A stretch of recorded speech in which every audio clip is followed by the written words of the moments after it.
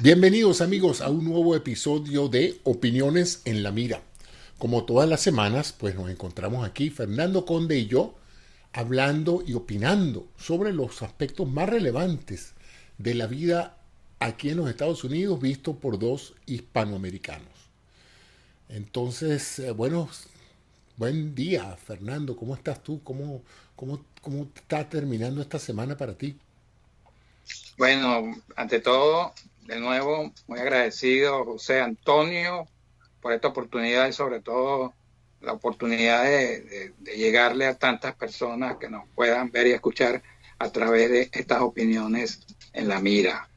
Y esta semana, bueno, no puede haber sido más interesante en cuanto a informaciones, acontecimientos, y tenemos muchas cosas que hablar sobre el particular en el programa de hoy, José Sin Antonio. duda. ¿Qué crees tú, Fernando, que ha sido lo más relevante desde el punto de vista noticioso esta semana? Bueno, para dos venezolanos, yo diría que el respaldo que le ha dado el gobierno de Joe Biden a Juan Guaidó, a Venezuela y a los venezolanos, ¿no?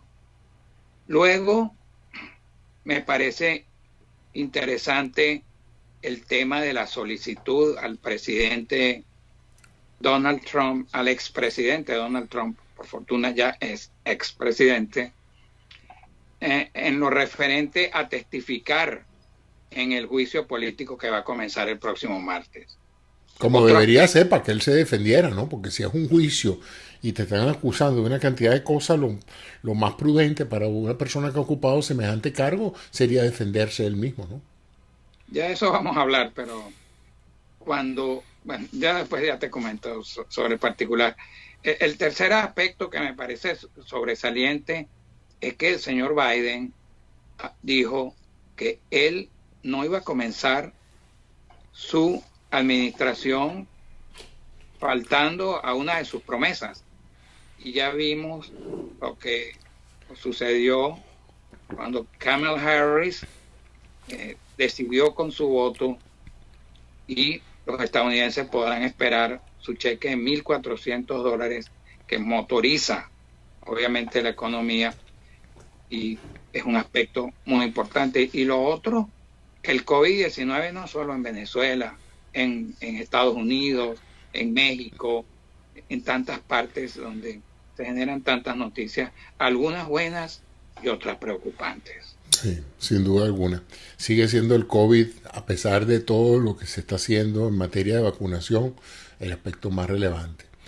Eh, que esta semana también se celebró el aniversario de otro 4 de febrero, fecha que está grabada en la mente de todos los venezolanos, para algunos como el comienzo del fin, para otros como un gran desastre que ocurrió en la Venezuela que conocíamos y que realmente marcó un antes y un después en la historia venezolana, aunque no fue el primer golpe de Estado en Venezuela, pero simplemente en esa época nunca nos imaginamos eso, aunque por ahí he escuchado a algunos que estaban bien dateados. Y una de las preguntas que surgió esta semana entre los múltiples comentarios de las personas que opinaron sobre esa fecha fue si todo lo que ha pasado en Venezuela se hubiera pasado en forma similar, de no haber sido Chávez el autor el líder de la rebelión, sino si hubiera sido cualquier otro del grupo de ellos, si el efecto hubiera sido el mismo. ¿Qué piensas tú, Fernando? Bueno, ante todo, mira, yo creo que eso no comenzó el 4 de febrero de 1992. Eso venía desde un tiempo atrás. Y la primera gran manifestación de lo que venía fue el llamado sacudón, El el Caracazo. Caracazo de 1988, donde Freddy Bernal, uno de los que han sido cabecillas de esta banda de delincuentes chavistas, estuvo muy involucrado en esa historia. Y ahí fue cuando comenzó a fracturarse la democracia y por parte de un proceso de desestabilización que iniciaron militares e incluso algunos sectores civiles en contra de un gobierno en 1988 de Carlos Andrés Pérez, que apenas tenía meses. Sí, estaba comenzando, ¿no? Y por un aumento pírrico en el precio de la gasolina, por lo menos ese fue el detonador. Sí, porque es que eso fue una excusa, ¿no? Sí. Eso fue la excusa para precisamente hacer lo que sucedió tristemente ese día, porque realmente eso fue ni siquiera una protesta contra un gobierno, fue un saqueo colectivo contra personas que tenían sus pequeños negocios. En los mismos barrios donde se produjeron los saqueos. Increíble. Exactamente. ¿No? Y después lo que vino fue la penuria, la gente sin poder comer, que eso fue como la parte, el prólogo, el inicio, pues, no el prólogo, el inicio de lo que vendría después. Yo cuando vi eso, que vi la gente cargando de todo, yo dije, Venezuela se jorobó. Sí. Señor. Sí, aunque te digo una cosa, hay precedentes de eso. Yo en esa época estaba en Estados Unidos haciendo un curso de resonancia magnética y llego del curso, entro al hotel, prendo el televisor y veo desórdenes callejeros y la policía disparando y tal. Y lo primero que pensé fue en el Medio Oriente, ¿no? Porque uno siempre ve esas escenas relacionadas a disturbios en el Medio Oriente. Y de repente veo los policías y digo, pero esos son policías metropolitanos. Y esto es Venezuela. Y esto fue cuando le subí el volumen al televisor y me di cuenta de que los acontecimientos estaban pasando en Venezuela. Ahora es interesante porque con el tiempo yo he visto saqueos, chicos, en los países más increíbles del mundo. Es más, una vez en esos días estaba hablando con un colega de Canadá y le comenté eso. Oye, tú sabes que en Venezuela se produjeron una revolución tal y unos saqueos. Y me dice, ¿tú has tenido que ver lo que se produjeron en Montreal? Y digo, ¿en Montreal? Me dice, sí, o sea, vete para que tú veas ahí. Salieron de un juego de fútbol, se pusieron alborotados, tomaron las calles y saquearon las vitrinas. Bueno, eso fue una locura. Y es interesante porque en el pasado se ha mencionado mucho esos factores que en un momento dado hacen que una turba, que una persona rompa una ventana y otra haga otra y otra haga otra, y cuando acuerda todo un poco de gente, culta o no, empieza a comportarse como salvaje y empiezan a hacer cosas increíbles, ¿no? Yo no te estoy comparando una cosa con la otra, pero mira, eso se ha visto en las mejores, como decían antes, eso se ha visto en las mejores familias, ¿no? Entonces, eso de saqueos donde uno a veces se pregunta si eso solamente pasa en países donde hay mucha miseria, donde hay mucha tragedia, y donde hay una rabia contenida de mucho tiempo. Pero, mira, hace poco lo vi yo en Ámsterdam, en Holanda, vi yo unos disturbios no hace nada.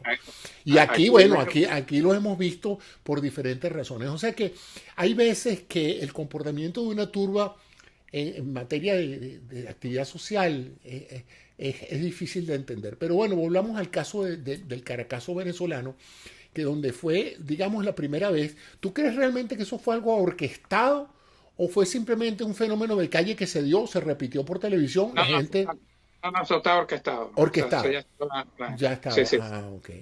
Y el que estaba de cabecilla para dirigirlo a Freddy Bernal, que estaba con la policía en esa oportunidad. Imagínate tú, en esa época él era un oficial de policía, un cuerpo especial, ¿no? Bernal, sí, era un tipo... Exacto, pero y él fue el que atizó aquella situación con la gente. Ahora, tú que me dices que estabas en el exterior cuando ocurrió eso. Bueno, cuando ocurrió el 4 de febrero, que me gustaría saber dónde también estabas tú, que se habla siempre mucho de ese tipo de cosas, sí. Donde usted estuvo el 9/11. Así es. Yo me levanté muy temprano porque iba a viajar el 4 de febrero de 1992 a México, porque yo iba a cubrir la Serie del Caribe de ese año, y yo tomé un vuelo de de la Maiquetía a Ciudad de México, y después otro a Hermosillo, muy al norte de este país, de México. Y cuando yo llegué en la noche, que era ya de noche, me dijeron, Mira, ¿de dónde eres tú? Me preguntaron y yo le dije, bueno, yo estaba yo con las maletas y el tema. Le dije, bueno, mira, yo soy de Venezuela. Me dice, mira, es que te quería decir, hubo un golpe de Estado en tu país. Y yo le dije, pues, por favor, yo vengo de allá y no había nada. Y después me enteré y supe las cosas cuando entré al hotel, llamé a mi casa. Yo en esa época vivía en San Fernandino, que se llama así después que yo nací, y San Bernardino. Y entonces, cerca de mi casa estaba, o está todavía, no sé, la comandancia de la Marina. Y había muchos tiros ahí, yo los escuchaba cuando yo hablaba con la familia mía por teléfono. Al día siguiente, cuando yo voy al estadio, me consigo a Pompeyo Davalillo, quien era el manager de las Águilas del Zulia en esa Serie del Caribe, y él me pregunta, mira, Fernando, ¿supiste lo que pasó ayer? ¿Qué te parece? Entonces yo le digo, sí, mira, me dice, los muchachos están todos preocupados porque están las familias allá, y me dice, yo conozco ese tipo que dio ese golpe de Estado, ese intento de golpe de Estado. Y le digo, sí, ¿y quién es? Porque yo no sabía. Entonces me dice, Hugo Chávez, un tal Hugo Chávez, que se inscribió en la Academia Militar porque él quería ser jugador de béisbol, pitcher, un pitcher zurdo. Y me dice, y él se inscribió porque sabía que José Antonio Casanova, que fue un gran manager de Venezuela, y yo dábamos clases ahí. Y él me lo confesó. Entonces, fíjate que yo siempre digo que si Chávez hubiera servido por lo menos para algo, o sea, para ser pitcher de grandes ligas o de ligas menores, no importa, quizás nos hubiéramos ahorrado esa tragedia. Y eso yo lo enlazo con lo que tú estás preguntando sobre si Chávez era el cabecilla realmente de eso o no, o si hubiera sido Arias Cárdenas el que hubiera comandado. Yo no sé hasta este punto, te lo confieso, si aquel por ahora fue el que le abrió las puertas a Chávez, pero posiblemente él no era el mejor estratega de los que estaban ahí. Porque bueno, de hecho fue el que militarmente incumplió los objetivos, pues, porque todos los demás, Arias Cárdenas, tengo entendido que tomó la plaza de Maracaibo, y los otros tomaron sus objetivos militares. Yo creo que el que incumplió fue él. Una de las cosas notables de los comentarios que escuché esta semana en las redes sociales en relación al 4 de febrero fue que mencionaron mucho y condenándonos los famosos notables. Yo no sé si tú recuerdas ese grupo de lo que llamaban los intelectuales notables, ¿no? Y según lo que leí, la gente asegura que ellos estaban metidos en el golpe, que ellos estaban completamente involucrados en esto. Y yo recuerdo que uno de esos notables, creo que era Arturo Uslar Pietri. A mí me cuesta creer que Arturo Uslar Pietri era un hombre golpista para ese momento, ¿no? Pero ¿qué piensas tú de eso? Mira, yo hasta el momento que yo no tenga una evidencia de eso, no me gusta opinar sobre el particular, o sea, decir que sí o que no. Sí, claro, obviamente se habló de eso, pero yo sí tengo claro, José Antonio, que en ese tipo de azonadas militares siempre están civiles detrás de eso. Sí. Eso no se gesta. Que por lo menos están informados o sensibilizados ya les han preguntado cómo pensarían ustedes si diéramos un golpe, ¿no? Eso lo han hecho los militares toda su vida. Sí, claro. Que tendríamos apoyo, nos ayudarían. Exacto. Pero todo eso era algo ficticio, porque Venezuela, cuando sucedió ese golpe de Estado, Venezuela había ya avanzado en materia económica de lograr acuerdos para pagar deudas y todo eso. Y además crecía... Bueno, Miguel Rodríguez ya tenía su plan hecho económico. Y aparentemente lo que pasa fue que no lo supieron explicar bien, según él mismo dice, ¿no? Pero el plan económico estaba enrumbando a Venezuela hacia un mejor destino económico, ¿no? Pero es que Venezuela estaba creciendo a unos niveles que ni siquiera ningún país, creo que era superior al 5%, o sea, que ningún país hoy en día, alguien está creciendo por encima del 2 y hacen una fiesta. Así es.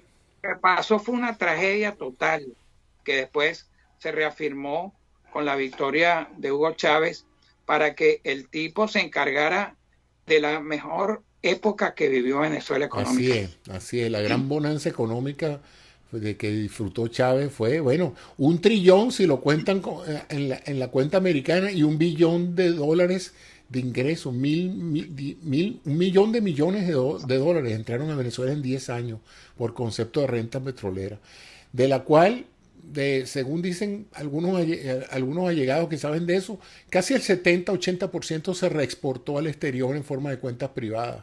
O sea, el desguace, el saqueo fue total, ¿no? Y tú lo ves, o sea, en Venezuela la gente que ha participado en la política de una u otra forma venezolana, no es que se ha hecho millonario, es que se han hecho billonarios. Las cifras son asombrosas, extraordinarias, ¿no? Otra cosa que me llamó la atención fue esa de la parte de los notables, pero también esa sensación que hay de que la fractura ocurrió por un defecto grave de la democracia venezolana y una suerte de, aquí lo llamarían collusion, de un sector privado que tomó el chavismo como una alternativa para encumbrar a este hombre y poder manejarlo, ¿no? Una idea de vamos a ayudar a este loquito a que se establezca en el poder y después lo compramos y lo manipulamos como nos da la gana y hacemos lo que nos da la gana porque este es un caudillo mandado a hacer para nosotros, ¿no? Y y tiene un gran asiento popular. Y ciertamente en una primera etapa con Chávez había una suerte de matrimonio de fedecámaras y de muchos sectores económicos que lo apoyaban, lo adoraban, lo endulzaban. Yo recuerdo, pues yo no pasé mucho tiempo ahí, yo en el 93 emigré a los Estados Unidos, pero recuerdo mucho a esas ruedas de prensa en fedecámaras y Chávez decía lo que ellos querían escuchar. Y ahí estaba Marcel Granier y estaban todos los grandes empresarios venezolanos aupando. Y no solamente los empresarios venezolanos.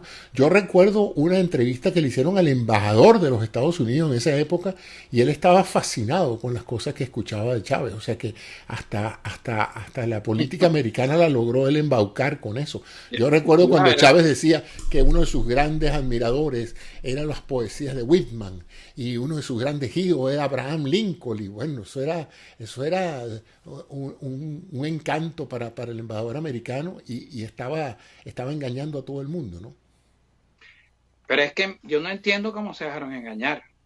Porque, mira, yo me la pasé anunciando lo que iba a pasar en Venezuela. Mucha gente lo hizo. El mismo Pérez en un programa lapidario describe el futuro de Venezuela con una precisión que quisieran tener mucho. Mira, yo se lo decía a la gente y me preguntaban, ¿pero qué va a pasar? Pues mira que ese tipo va a destruir a Venezuela. Mira, yo te voy a decir, y hay gente que trabajó conmigo que se lo decía, mira, es un golpista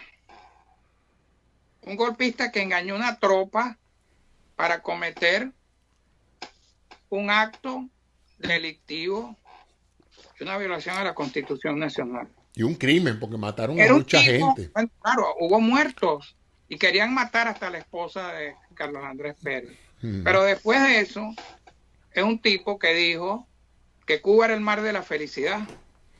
Así es. Y después dijo que iba a freír en aceite las cabezas de los adecos. O sea, primero, si alguien te dice que Cuba es el mar de la felicidad y vemos la desgracia que tienen los cubanos ahí de hace 60 años, tú puedes confiar en un tipo así, empezando que es un golpista. Ahora fíjate que es interesante, que yo diría que uno de los principales o tempranos signos de lo que iba a representar Chávez en Venezuela fue cuando él empezó a fracturar a los venezolanos entre los que estaban con él y los que estaban en contra. Y no solamente eso, sino sembrar odio, sembrar desconfianza. Yo recuerdo que en uno de esos viajes, por ahí por el 2001, 2002, ya Chávez estaba en el poder, fui yo a una reunión familiar en un viaje que hice a ver a mi familia en Venezuela. Y estábamos hablando en la mesa y en un momento dado entró la persona que estaba sirviendo los platos y todo el mundo se cayó.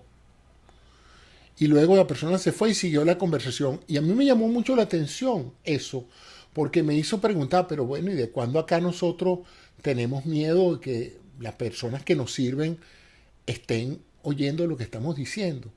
Y ya para ese entonces, la sensación de que Chávez con su retórica estaba, ¿cómo diríamos?, creando un cisma, un abismo entre ciertas clases sociales, hacía pensar a mucha gente que ya esa camaradería que siempre se tuvo en Venezuela con la gente más humilde se estaba perdiendo, y había una gran desconfianza de la gente humilde pensando que en un momento dado por la retórica del presidente podía estar pensando en actos de violencia o ver a las personas que les daban trabajo como personas que los estaban explotando y que los estaban humillando, ¿no? Tú sabes lo que a mí me enoja muchísimo, que esos 3.750.000 o algo que votaron por Chávez se hayan dedicado durante años a justificar su voto, echándole la culpa a la Cuarta República y a la Cuarta República, que nosotros no sabíamos que vivíamos en ninguna Cuarta República. Eso fue una manera de dividir a este señor Chávez. Sí. Primero de etiquetar la democracia, sí, poniéndole un número, ¿no? Fíjate una cuestión. Eso de la Cuarta República, como te digo, eso era una cuestión de Chávez. Pero fíjate, ¿qué es lo que hemos escuchado después? De que comíamos perrarina, que estábamos muy mal. Mira, desde que la universidad era elitesca. Mira, yo soy hijo de un preso político de una dictadura. Y yo, cuando yo era un niñito, escuchaba a la gente en Venezuela decir que aquí lo que se necesita es una bota militar, y aquí se necesita una bota militar. Y llegó su bota militar de izquierda, porque cuando tú pides mucho las cosas, sucede eso. Y no le dieron oportunidad en absoluto a la democracia venezolana, una democracia joven, que tuvo que lidiar con los comunistas primero, con el gobierno de Rómulo Betancourt, a quien hoy los calderistas y toda esa gente dicen que era un comunista, por favor. Sí. Entonces, mientras los venezolanos no entiendan su historia, vamos a seguir en lo mismo allá. Sin duda, sin duda. Bueno, vamos a dejar un poquito eso en el pasado y seguiremos recordando esta fecha indigna y lastimosa de la historia venezolana, y vamos a venir a nuestra nueva patria, los Estados Unidos. Cuéntanos qué te parece el juicio político al presidente Trump, el impeachment, y el comportamiento de lo que queda o de lo que ha terminado quedando del Partido Republicano que una vez conocimos. Bueno, yo antes de decirte eso, quería rescatar, primero porque al hablar tú del odio, de la división, pensé que estábamos en el presente. Bueno, es que ese comportamiento lo detecté tempranamente también en Trump, desde que bajó de su escalera anunciando su planteamiento electoral. Dije yo, ¿dónde he escuchado yo esta retórica de división, de envilecimiento del extranjero, de división de los latinos entre latinos? ¿Y de dónde viene esto? ¿Dónde lo he escuchado yo antes? Y esa era la misma retórica divisionista de Chávez, pues. Claro. Y en el 2016 los periodistas le preguntaron eso a Chávez, a Trump, porque lo veían muy parecido a Chávez. Bueno, tenemos que aplaudir que el gobierno de Biden, que todos los venezolanos trumpistas dicen que son comunistas, le dieron su respaldo a Juan Guaidó, dijeron que no van a reunirse absolutamente nada con Nicolás Maduro, que ese es un dictador, lo dijo el nuevo secretario de Estado. Secretario de Estado. No, y está tomando una postura bien firme contra China y Rusia, que son los principales sustentadores del gobierno de Maduro.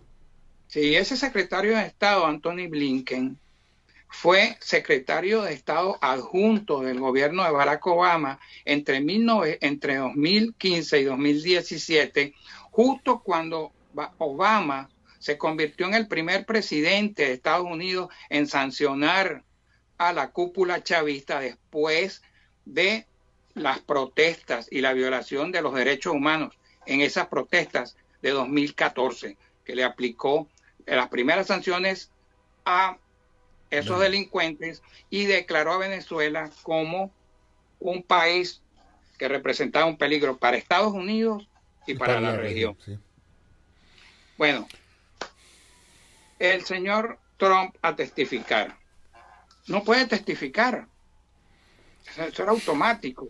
Yo sé que el señor... Sale de perjurio en 5 minutos.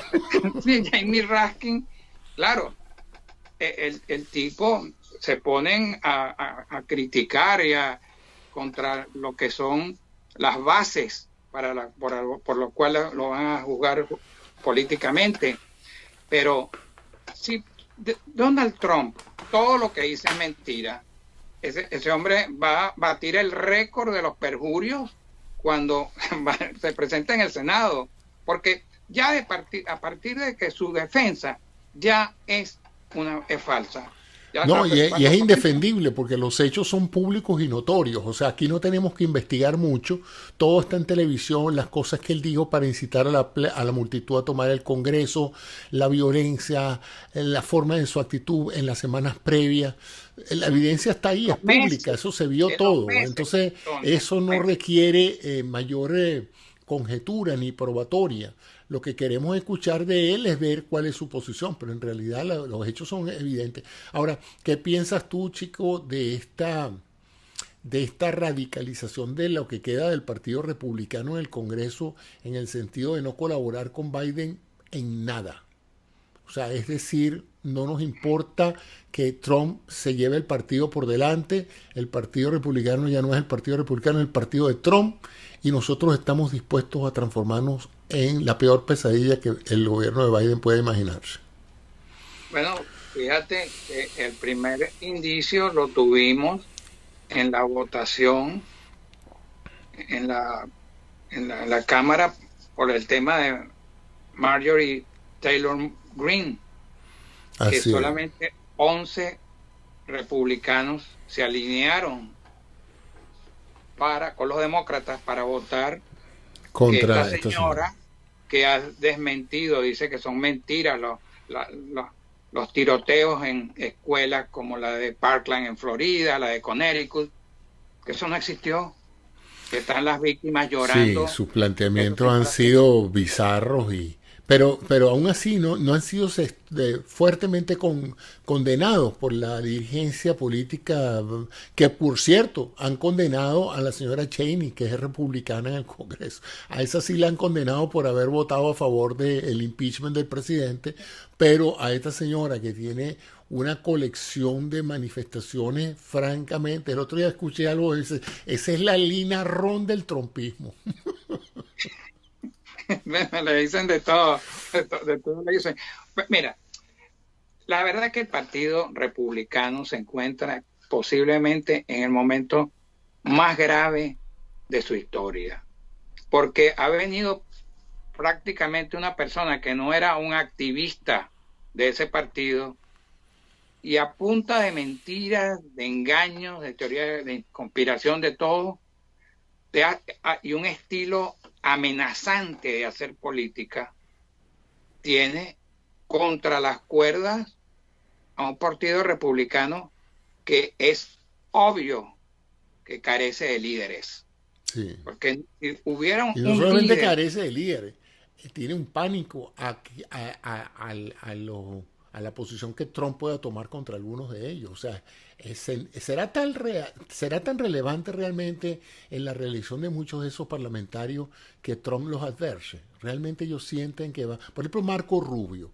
Realmente para Marco Rubio ser reelecto es tan importante que los trumpistas de la Florida le den su voto, o los trumpistas de la Florida no votarían por Marco Rubio después de haberlo sostenido durante mucho tiempo como el gran futuro del Partido Republicano, solamente porque Marco Rubio se deslinde de Trump. Pero es que lo que pasa es que para mí, yo creo que haberte lo comentado, Marco Rubio lo que está haciendo es una apuesta, igual que Ted Cruz, porque imaginan que Trump, que es un hombre ya de 74 años, que quizás no va a estar de nuevo en las elecciones dentro de 4 años, él piensa elegirse en el hijo de Trump, una especie de hijo nuevo putativo, profeta, de nuevo Maduro, joven, un nuevo Nicolás Maduro, un profeta bilingüe, que va a decir las mentiras con mayor claridad en 2 idiomas.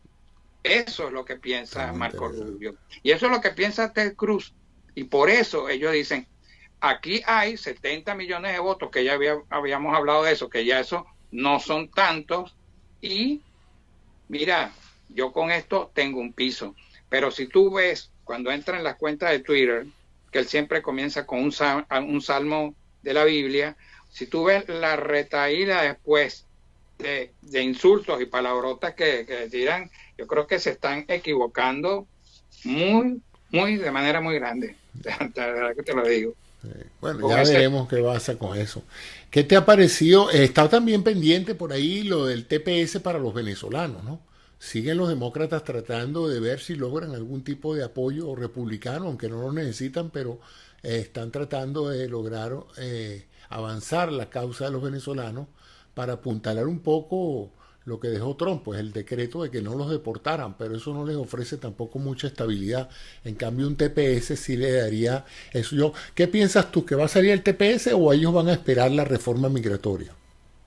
No, el TPS se lo van a dar a los venezolanos porque eso ya es una promesa, eso es una cuestión que los demócratas lo discutieron, lo tenían desde diciembre del año pasado.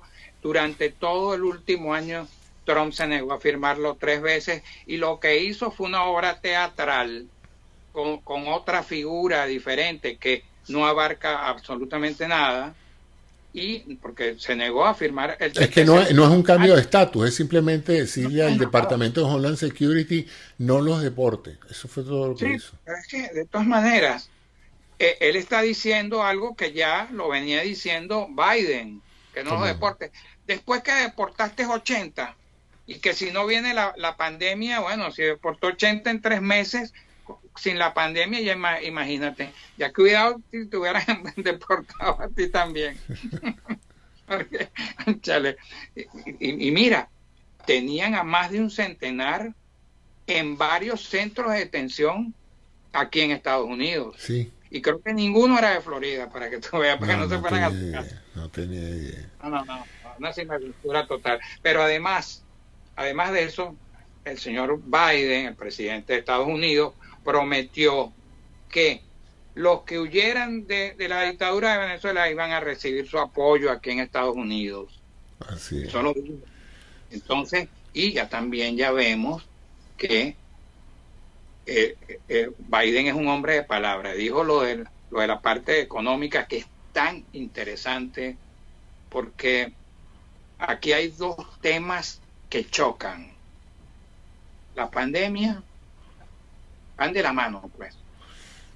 ¿Qué le podemos decir nosotros a los venezolanos que no tienen mucha confianza en Biden y que están preocupados supuestamente, porque así lo dicen en las redes sociales, por la cantidad de órdenes ejecutivas, que está gobernando por decreto literalmente?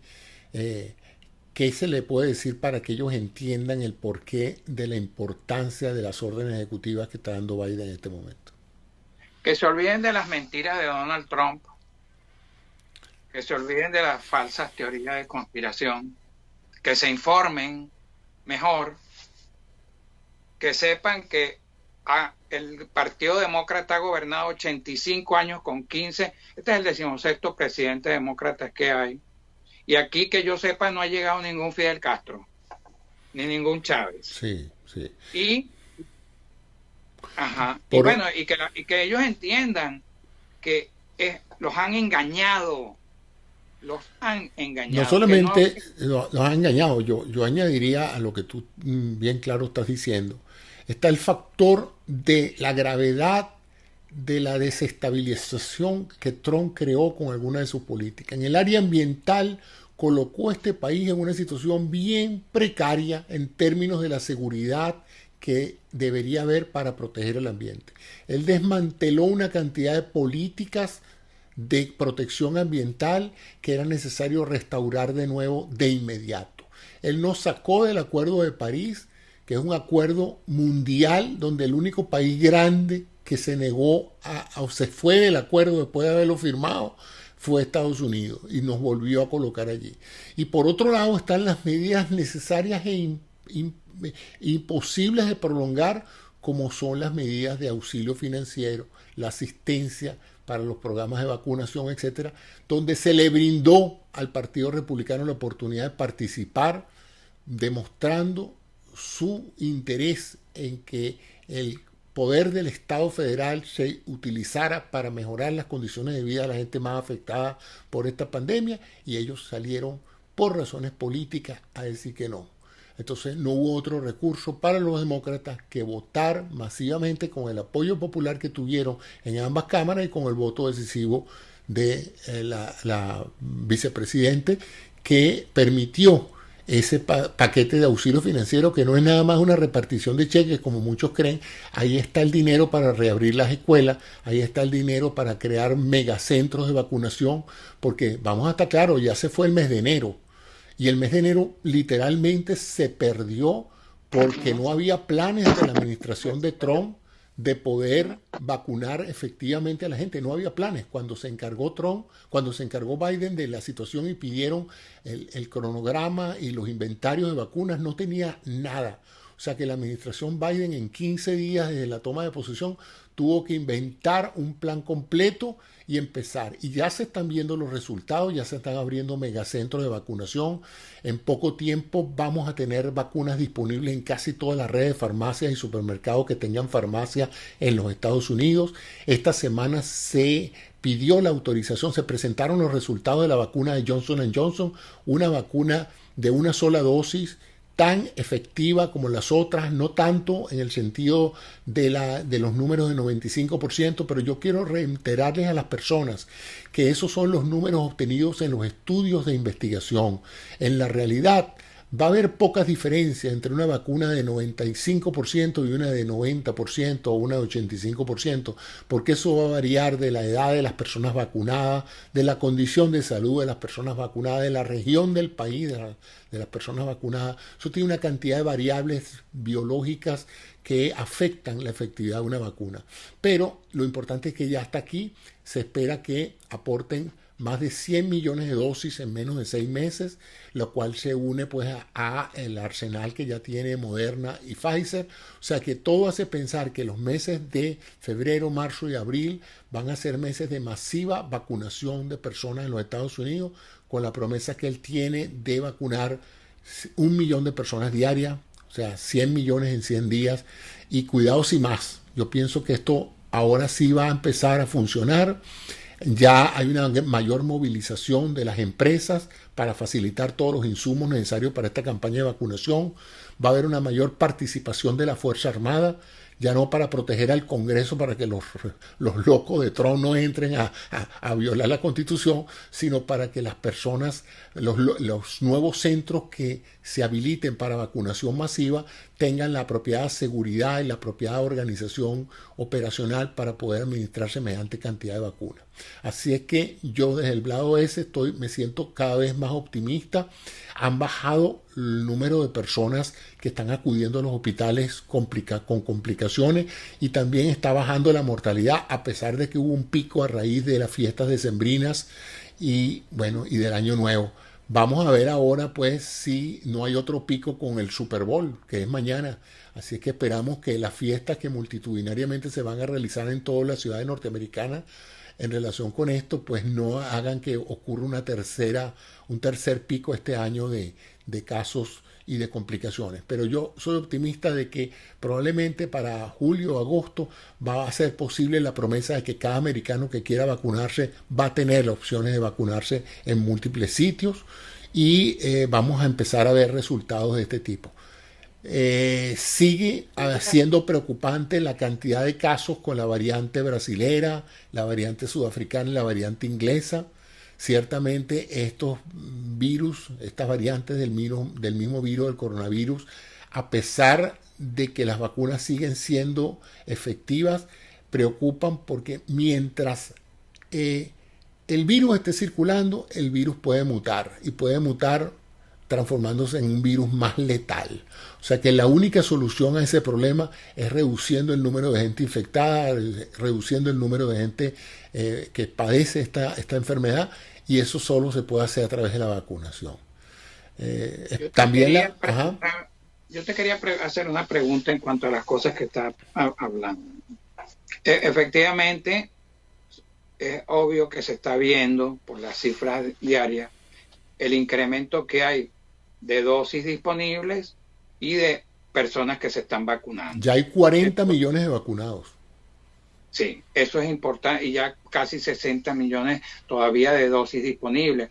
Es importante que estén creciendo las dos cifras al mismo tiempo. Al mismo tiempo. Para poder lograr eso. No, y ya está empezando a ver, ya está empezando a ver también una inmensa cantidad de personas vacunadas 2 veces, o sea, con el refuerzo, lo cual es importante porque de lo contrario no se podía garantizar esa eficacia de más del 90% que se esperaba. O sea que en la medida en que más gente empiece a vacunarse con la segunda dosis, podemos estar seguros de que las personas van a empezar a sentirse más confiadas en la vacuna.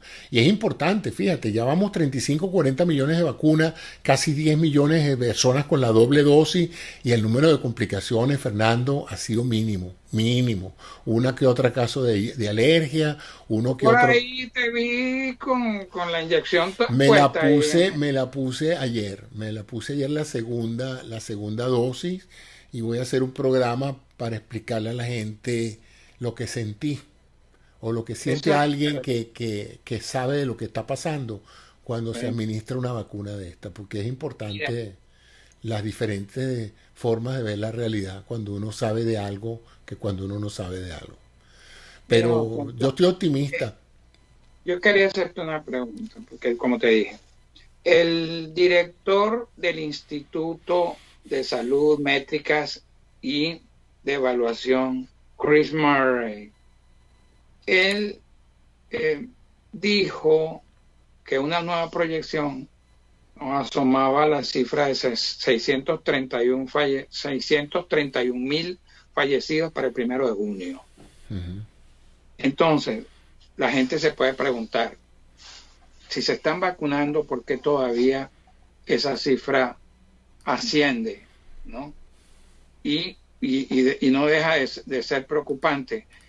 Y yo creo que cuando ellos hacen ese tipo de estudios, también incluyen en esos estudios el tema de las nuevas variantes, que ya son 600 los casos que hay en Estados Unidos, y sobre todo el comportamiento que tiene la ciudadanía en cuanto a las cosas que ellos deben hacer para tratar de no contagiarse con el COVID-19. ¿Cómo ves tú esa nueva proyección de 631.000 fallecidos para el 1 de junio? Mira, eso es factible. Ahorita tenemos, según estoy viendo aquí los números, 473.000 personas. O sea, vamos claramente para finales de este mes a superar el 500.000 de personas muertas. Entonces no es descabellado pensar que podemos llegar a unas 60 a 80.000 personas por mes. Y acuérdate que tenemos que vacunar probablemente a 160 millones de personas. Okay, ya llevamos 30, o sea, todavía la cantidad de personas en otros grupos de edad que están sin vacunación, ciertamente todavía el segmento de personas de más de 65 años no está ni remotamente saturado vacunado, me refiero, ¿no? La saturación en este sentido no pasa del 20%, o sea que solamente cuando esto ya esté en la farmacia más cercana a usted, o cuando esto ya esté en un estadio o en un sitio donde usted pueda pasar en forma rápida, porque ahorita yo fui a vacunarme, pero tengo que estacionar, y ese sitio a donde yo fui no tendrá posibilidad de manejar más de 200 personas por día. Estamos hablando de que esto hay que vacunar 200 personas por hora, 300 personas por hora en cada centro, para poder llegar a esos sistemas. Por eso era que era importante la aprobación de este paquete que acaba de aprobar el partido y por solicitud del presidente, porque este es el paquete que tiene el dinero para hacer eso factible, para pagar las personas, para pagar los insumos. No es nada más la vacuna, es todo lo relacionado con los recursos que se necesitan para proteger y permitir que este personal vacune gente. Es más, tenemos problemas de gente que vacune, porque no todo el mundo sabe aplicar una vacuna. Entonces se está activando las licencias de muchas personas en el sector salud ya retiradas para que puedan entonces ser voluntarios a la hora de aplicar las vacunas. Ahorita se están usando enfermeras y bomberos, pero es que no hay suficientes enfermeras y bomberos, ni practicantes, ni estudiantes en este país para vacunar a tanta gente. Entonces es una importante limitación a la hora de eso, ¿no? No se trata de darle unas goticas a alguien debajo de la boca, se trata de aplicar una inyección.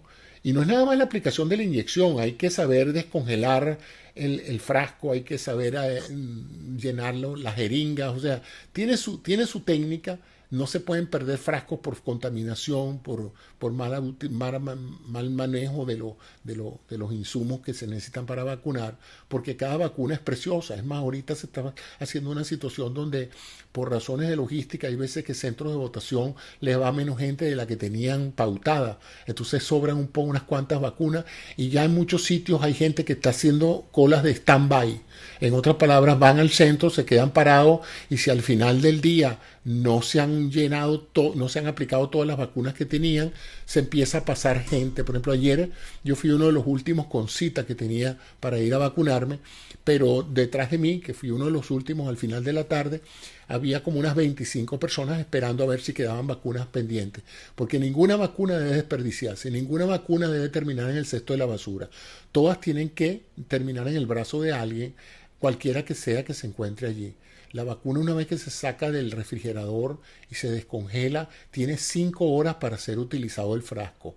Entonces, si al final de la jornada tienes todavía varias dosis en el frasco, ¿qué vas a hacer? Es un completo desperdicio botarlas. Entonces la gente en muchos centros se ha visto que el personal de salud sale alrededor y agarran a cualquiera que encuentren por la calle y le dice, ¿quiere vacunarse? Sí, pues pase, vamos a vacunar a todo el mundo. Así se ha vacunado mucha gente joven y mucha gente que ha pasado por ahí, turistas, gente que está ahí porque no te piden ningún recaudo. Pues si estás por ahí, el personal de salud tiene dos alternativas, o bota el frasco o vacuna a alguien que se presente. Pero tienen que regresar después para ponerse la segunda dosis. Bueno, claro, ¿no? te dan tu comprobante, te manejan como que si hubieras hecho la cita, pero lo que te quiero decir es que están haciendo eso como un recurso porque da también dolor para ellos que un recurso tan preciado, porque al final vamos a tener que vacunar a todo el mundo. Entonces ya no se puede estar con este cuento, ¿no? Entonces eso está pasando, así es que si algunas personas sepan de eso y esa es la explicación de por qué a veces de repente, bueno, pero el hijo de mi vecino lo vacunaron. ¿Cómo es eso? Bueno, a veces pasa eso. El hijo del vecino estaba pasando por ahí y le dijeron, véngase para adentro, ¿no? Entonces, mira, ahí hay un detalle interesante e importante que tiene que ver con las vacunas y con el contagio. Las personas entre los 20 y 40 años de edad, según unas cifras que vi, se complican poco. Son los que están contagiando a las demás personas. Porque son los que están móviles, son los que están en los trabajos, los que van y vienen. Son las que no se están vacunando. Claro. Entonces, para nosotros frenar esto de verdad, tenemos que llegar a ese estadio, al estadio donde están vacunando a las personas que están contagiando a las demás. Sí. Entonces, yo creo que es bueno emprender a tratar de atacar ese tema. Pero entonces aquí te tengo un dato que a lo mejor no te lo han explicado bien. Las vacunas no previenen la infección, las vacunas previenen la enfermedad y las complicaciones. Hasta ahora no está claro, es más, lo dijo Fauci ayer en un video que vi, dijo, es posible para una persona vacunada contraer el virus, replicarlo e infectar a otros, aun cuando la vacuna no le va a permitir a él ni tener la enfermedad ni tener síntomas. O sea que es interesante porque la vacuna se está comportando como haber pasado el COVID antes. Ahora, no está claro, porque ninguno de los estudios lo probó así, que una vez vacunado el virus no puede entrar en tu cuerpo. Eso pareciera que no es real. O sea que la hipótesis tuya es válida si es verdad que las vacunas previnieran que tú te infectaras. Pero si, como dice Fauci, tú te puedes infectar y infectar a otros aún estando vacunado, la vacuna lo que previene es la enfermedad.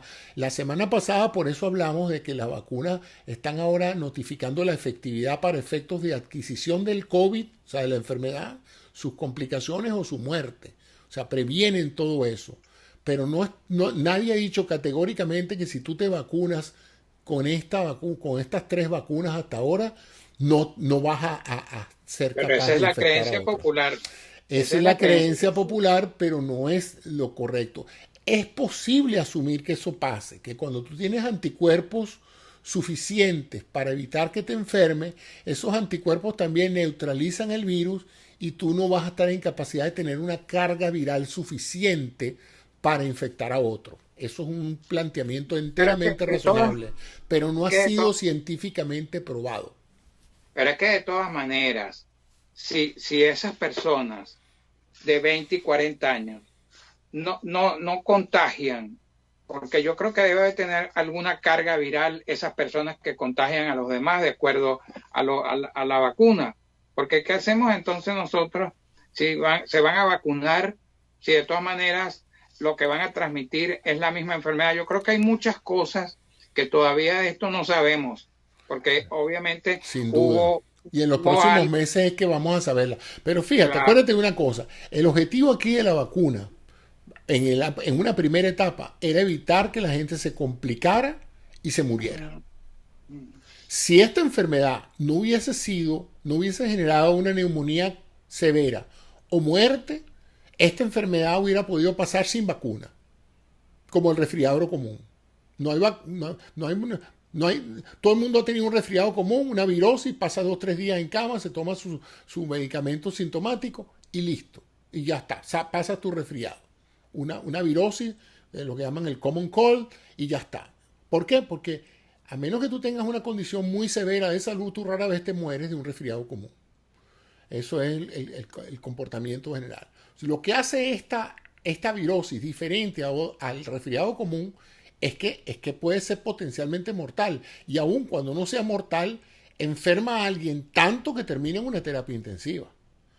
Entonces, a cualquier edad. Entonces ahorita la vacuna es algo para prevenir que las personas se compliquen como para necesitar asistencia médica importante o para evitar que se mueran.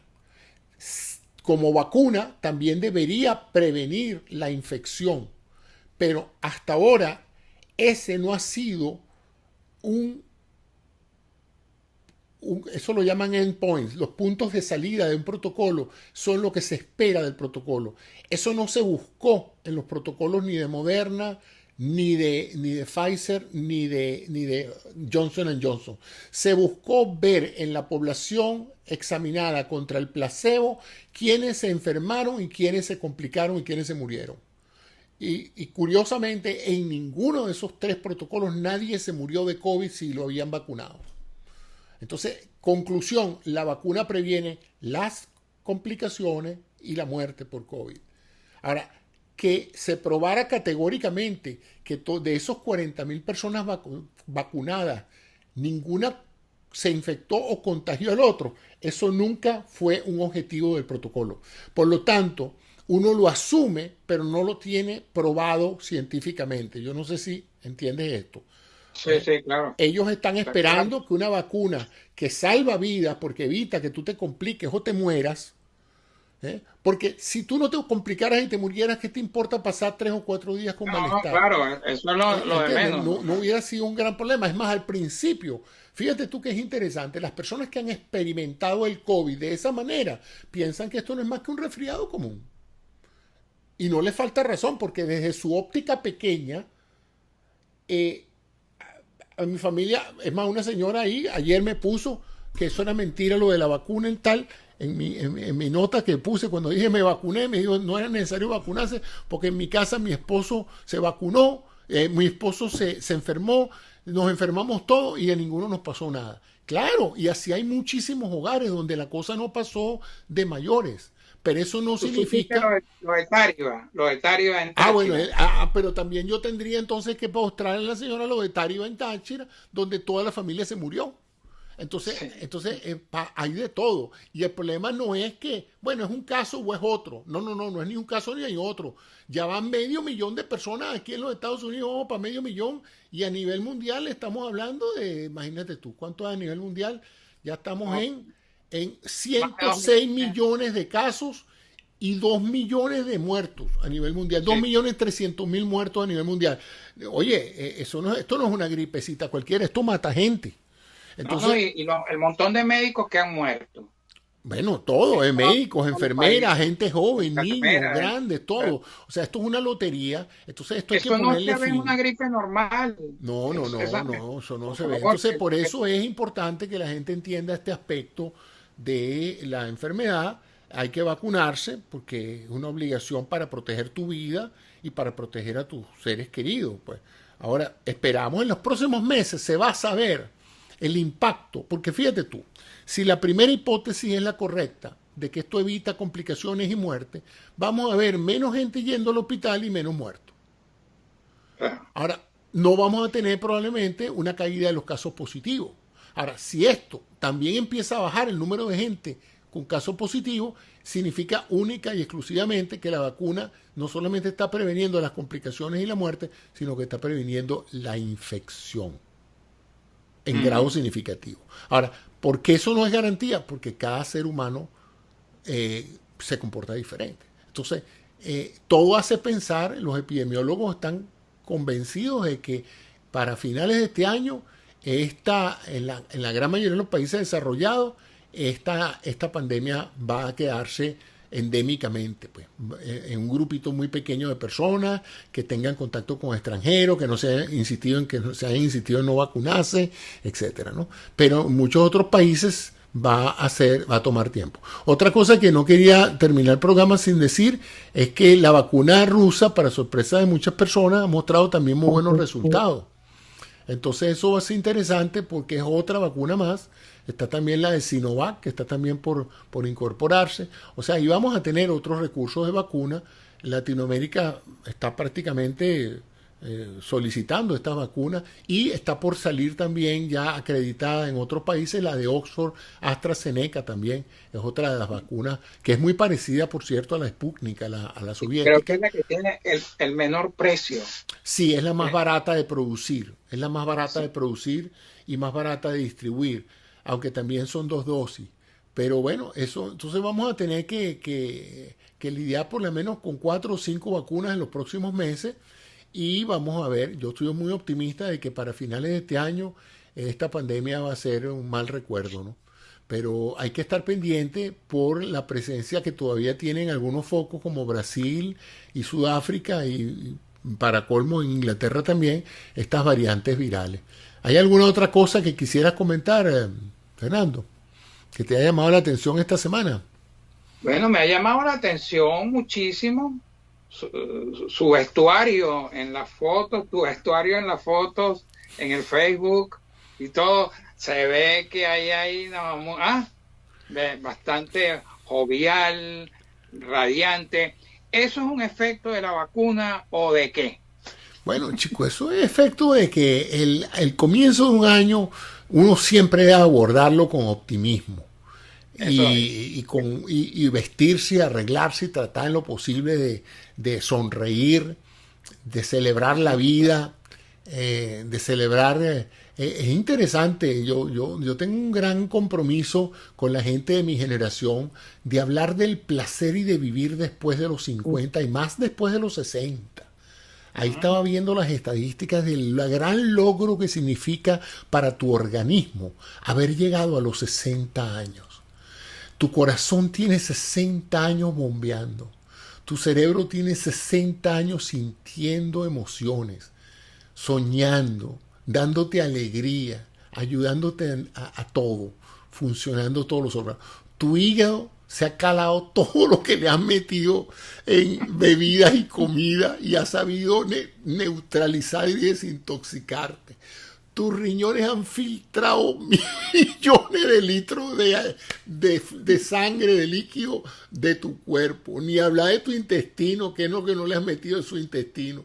Entonces, que esos 60 años todo haya funcionado bien, las complicaciones fueran menores, oye, hay que sentarse a celebrar que tuviste un loto genético. Y si todavía te sientes animado, con ganas de echarle pichón a la vida, con buenas ideas, con ideas creativas, oye hermano, usted tiene que todos los días levantar la copa y celebrar porque eso es un gran logro. Hay que ver la cantidad de gente que ya se nos ha ido por diferentes razones. El otro día vi yo este actor que se murió a los 44 años de un cáncer de pulmón y yo pensaba, oye, qué suerte tenemos lo que hemos ya vivido más del medio cupón. Entonces, no importa la situación social, económica o de cualquier tipo emocional, amorosa que usted esté. Si usted tiene más de 50 años, amigo, usted no tiene derecho a estar deprimido. Al contrario, usted tiene que estar celebrando Caballo Viejo porque la cosa está mejor de lo que usted cree. Ese es un comentario de reflexión sobre eso. ¿Qué otra cosa esta semana quería comentar que probablemente... Oye, ayer vi una película en Netflix que me gustó mucho. Se llama The White Tiger, el tigre blanco. Es una película hindú. Y me gustó mucho la película porque refleja la India que yo conocí. Hay mucha gente que le gusta hablar de la India y me gusta ir a un viaje espiritual y me gusta viajar allá y hacer unos retiros espirituales y tal. Y esa gente que va a planes turísticos, que va a sitios especiales donde y hacen curas holísticas y todo, bueno, eso está muy bonito y realmente yo respeto mucho las experiencias de gente que vive en la India de esa manera. La India que yo vi es otra. Es la de un hospital público en Mumbai. Y esa India, la verdad es que no es para recordar. Es una India de grandes diferencias sociales, donde hay una clase opulenta al mejor estilo de los reyes franceses y una pobreza, Fernando, que te escandaliza. Entonces, siempre que ponen un documental de la India, ponen las cosas bonitas, las cosas turísticas. Pero esta película de ayer muestra ese contraste. The White Tigers está en Netflix. A mí de la India me impacta es los niveles de contaminación de todo tipo que hay en ese país. Todo, el hacinamiento, el gentío, eso es algo increíble. Es otra cultura, son respetables, son seres humanos, hay gente inteligentísima. La India tiene un gran desarrollo educativo en las capas más altas de la informática, de la matemática. A la hora que tú necesitas un programador, búscate un hindú, esa gente se la sabe toda. Pero al margen de eso, oye, hay una inmensa masa de gente que es el país, el segundo país en población del mundo. Sí. Y ayer, pues esta película que es interesante porque refleja bastante eso, ¿no? Es como, me pasó también como con la película esa Parásito. ¿Tú viste Parásito? ¿No? Oye, esa película es monumental, no te la pierdas. Esa película se ganó Oscar, el premio Globo, todo. Esta es coreana y refleja las diferencias de clases aún en Corea del Sur. Y un poco la diferencia entre los que tienen y los que no tienen. Tú sabes, Fernando, que yo tengo un conflicto producto de la educación que yo recibí. Cuando tú te formas como médico en un país como Venezuela, por lo menos en la generación que yo me formé, del año 72 al año 78, en una universidad bastante integrada. Por eso me molesta tanto cuando los chavistas dicen que la educación médica en Venezuela era elitesca. Yo no sé de cuál educación ellos estarán hablando, porque en la facultad mía había de todo. Desde la gente más pobre del 23 de enero, de los barrios, de lo que sea, hasta gente de la lagunita, porque en Venezuela no hay escuelas de medicina privadas. Pues entonces los ricos y los pobres tienen que ir a la misma escuela de medicina y todos nos tratábamos y nos educamos igual. Pero entonces en el marco de eso, una de las cosas más interesantes de la educación médica venezolana es que nos sentaron las bases de lo que llamaban nosotros conciencia social. El médico tiene que ser educado para la población a la que vas a servir. Si tú vas a servir a la gente más rica, pues tú te preparas para las expectativas de la gente rica. Pero si tus hospitales están atiborrados de pobres y de menesterosos, tú tienes que tener una mentalidad y una sensibilidad para atender al paciente menesteroso. Entonces nosotros nos educaron así y esa formación no la pierdes nunca, chico. Y dentro de esa formación te queda la sensibilidad a donde quiera que tú vayas. O sea que yo soy una persona muy, muy sensible a la pobreza, a ver a alguien depauperado y a pensar que no merece la atención o el respeto que merece como ser humano, por una muy sencilla razón. Pues yo fui entrenado para eso, para prestar ese tipo igual que de un periodista. El periodista siempre exacto, está exacto. al lado de los más indefensos que tiene una Exacto, sociedad. exacto, eso es un buen ejemplo. Entonces, tú no puedes ser insensible a ese tipo de cosas. Entonces, esa es la razón por la cual yo cada vez que confronto una situación de esta, donde uno podría decir, bueno, pero ellos son pobres porque quieren. ¿Quién los manda? Si tú quieres salir de la pobreza, sal, cómprate un libro de eso, de hazte millonario tú mismo y sal adelante. Y es cuestión de trabajo y esfuerzo y constancia. Y tú te das cuenta de que no es así tan fácil, ¿no?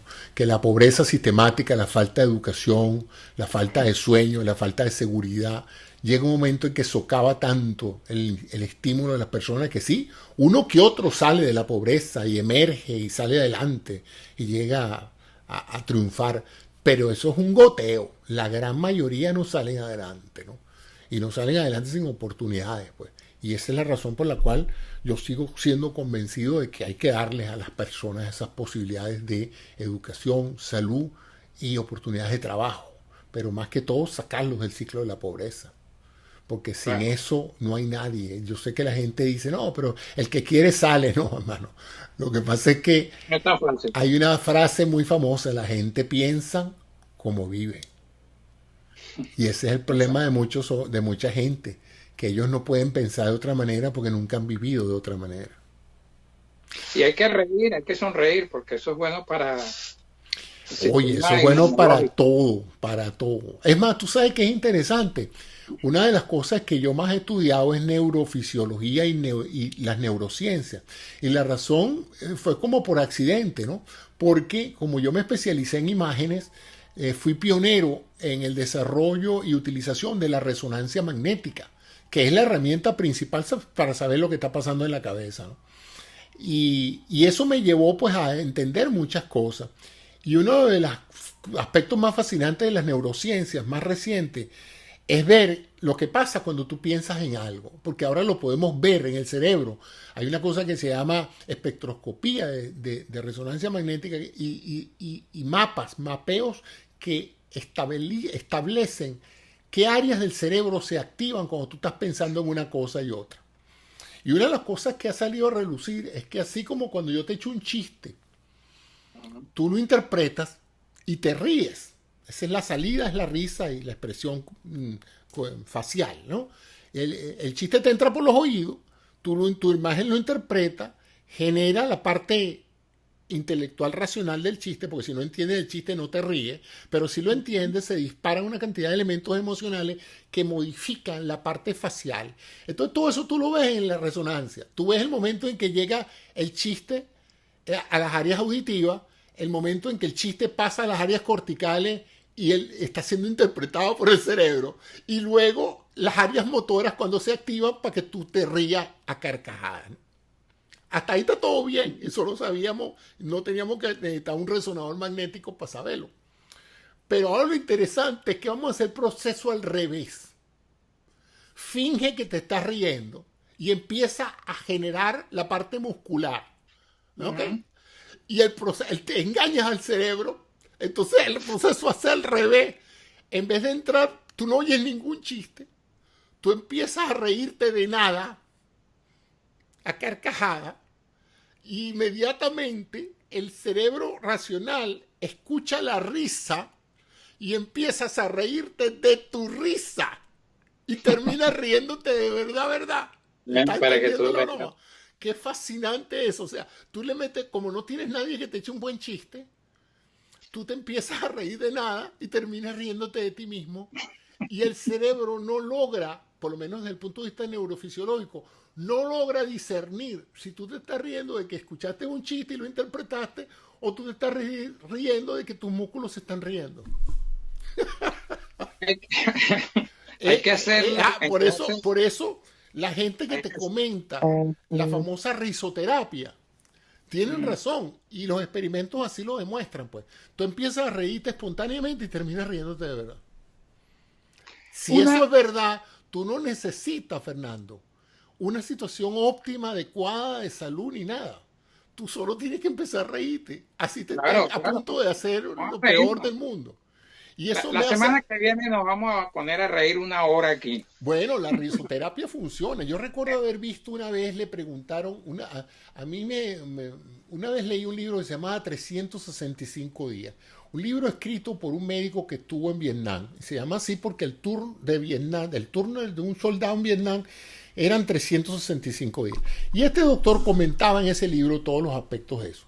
Y a veces mencionaba anécdotas. Y una de las que más me llama la atención fue cuando hablaba de cómo sobrevive un soldado una prisión militar, o sea, un prisionero de guerra, ¿no? Donde se hacen atrocidades horribles, se les hacen a esas personas, ¿no? Y este era el caso de un piloto que cayó en Norvietnam, un caso muy parecido al del coronel McCain, el senador McCain, y estuvo prisionero y los torturaban. Y una de las formas de tortura era que lo levantaban de madrugada y le simulaban un fusilamiento, ¿no? Le echaban un baño de agua fría, lo sacaban, lo tiraban ahí en el paredón de fusilamiento y hacían como que se lo iban a fusilar. Y al final, después que se oían los disparos y el tipo se da cuenta que no lo habían matado, los soldados se reían de él. Y él, imagínate tú, chocado por la situación estresante de pensar en una muerte inminente, quedaba destrozado emocionalmente. Hasta que un día el hombre decidió cambiar por completo su estrategia de lidiar con una experiencia tan horrible como esa. Y resolvió hacer algo que dice él en el libro que le salvó su vida, pues. El tipo dijo, yo no puedo creer la situación ridícula en que yo me encuentre, de que estos tipos estén literalmente vacilándome con esto. Yo voy a hacer algo increíble. Yo voy a asumir que en la próxima vez que me pase, sí me van a matar. Pero si no me matan, yo me voy a reír de ellos. Y hizo eso. Se puso delante del pabellón y cuando dispararon, el hombre empezó a reírse a carcajadas, pero como nunca se había reído. Cuando los soldados se dieron cuenta de que el efecto que ellos querían tener era lo contrario, de que el prisionero parecía estar felicísimo de que lo intentaran fusilar, dejaron de fusilarlo y él dijo, bueno, mira, me resolvió la vida porque me curé en salud, pues. Y aprendí a reírme de mí mismo. Y eso claro, él lo relata en ese libro como uno de los recursos que él tuvo para poder lidiar con ese cautiverio. Reírse de sí mismo a diario. Qué cosa, ¿no? Interesante. Sí. Bueno, entonces, amigo, muchas gracias por tu tiempo. Hoy fue una jornada interesante. Hablamos un poco más del tiempo, pero a mí siempre me gustan estos espontáneos, estos comentarios, porque son cosas que se me ocurren en el momento. Y si no les digo, pues se me pasan y se me olvidan. Y por lo menos aquí quedan grabadas y es posible que alguna que otra persona le sirva eso de reírse de sí mismo de vez en cuando como un recurso psicoterapéutico. Un gran abrazo, feliz fin de semana y ya el sábado que viene estaremos de nuevo con las personas que nos escuchan y nos ven. Y gracias a todos y vamos a ver pues cómo se desenvuelve el juicio del presidente Trump, al expresidente Trump esta semana que viene. Oye, tú sabes que no hablamos también de esa solicitud de que no se le informe al presidente Trump de los informes de inteligencia secretos, ¿no? Como preocupación de que el hombre vaya a relatar consciente o inconscientemente aspectos de seguridad de Estado, ¿no? Así será la falta de confianza que tienen los servicios de inteligencia en Trump, que están tratando de evitar que el hombre lea los informes. No, bueno, yo cuando lo leí entré en un ciclo de risoterapia que terminó antes de comenzar el programa. ¿Quién va a confiar a Donald Trump, ya no presidente, los informes de inteligencia. Sí, eso es Me da como risa. eso es como mandarle un copy-paste a Putin Para eso se lo mandan a Putin. Es una buena. directamente. Llega más fidedigno. Bueno, Fernando, un abrazo, pues un saludo a ti y a Bueno, tu familia. Gracias por todo. gracias.